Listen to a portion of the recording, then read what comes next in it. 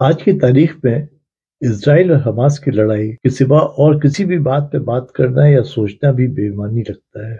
लोग यूक्रेन तक की लड़ाई को भूल गए।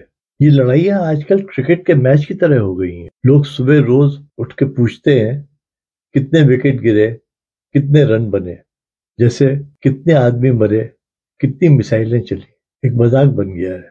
मेरी समझ से मिडिल ईस्ट की ये लड़ाई द्वितीय विश्व युद्ध के बाद की सबसे खतरनाक लड़ाई है।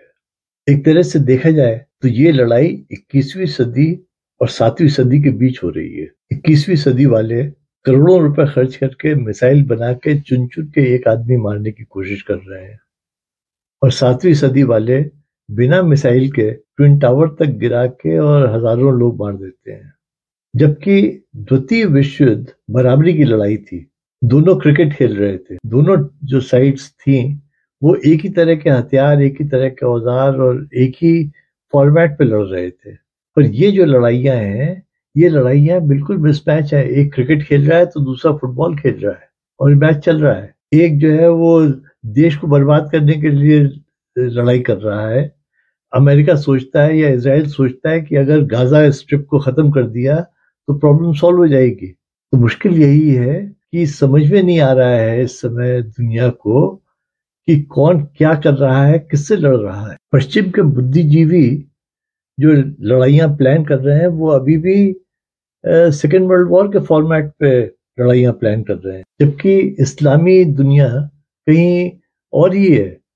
ये 7वीं सदी के फॉर्मेट पे लड़ रहे हैं। पश्चिमी देश ही मानना ही नहीं चाहते हैं कि ये धर्म युद्ध हो रहा है, क्योंकि उन्हें डर है कि अगर उन्होंने ये मान लिया कि ये धर्म युद्ध हो रहा है तो उनके घर के अंदर इतने बैठे हुए हैं इस्लामी और दूसरे कट्टरपंथी कि वो उनसे निपट नहीं सकते।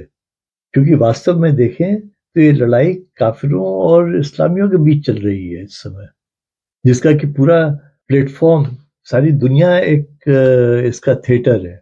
खैर, अब काफी समय बर्बाद हो चुका है और मेरे ख्याल से अब वेस्टर्न वर्ल्ड को भी समझ आ गया है कि ये जमीन के लिए लड़ाई नहीं है। कल ही ट्रंप ने भी कहा है कि ये सिविलाइजेशनल वॉर है। सिविलाइजेशनल वॉर अगर है तो इसका मतलब ये एक तरह का धर्म युद्ध ही है। अभी तक पश्चिमी देश शुतुरमुर्ग की तरह मुंह जमीन के अंदर डाल के देख रहे थे कि कुछ नहीं होगा, पर अब समय आ गया है कि उनको बाहर निकलना होगा अपने उस माइंडसेट से, और सबसे पहले अपने देश के अंदर जो प्रॉब्लम है उसको सॉल्व करना पड़ेगा, वरना वो ये लड़ाई लड़ ही नहीं सकते। तो इसलिए उनको डेमोक्रेसी को मॉडिफाई करना होगा, freedom of expression and rights को कर्टेल करना होगा, जिसका कि साफ मतलब है कि थोड़े दिन के लिए डेमोक्रेसी सस्पेंड करनी होगी। और इसका असर अगर जब वहां होगा तो हम पे भी पड़ेगा, क्योंकि हम भी उसी बोट में हैं, उन्हीं के साथ हैं।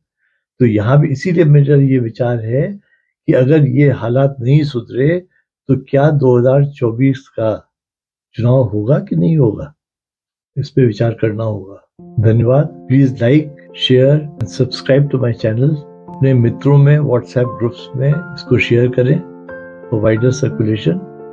Thanks again.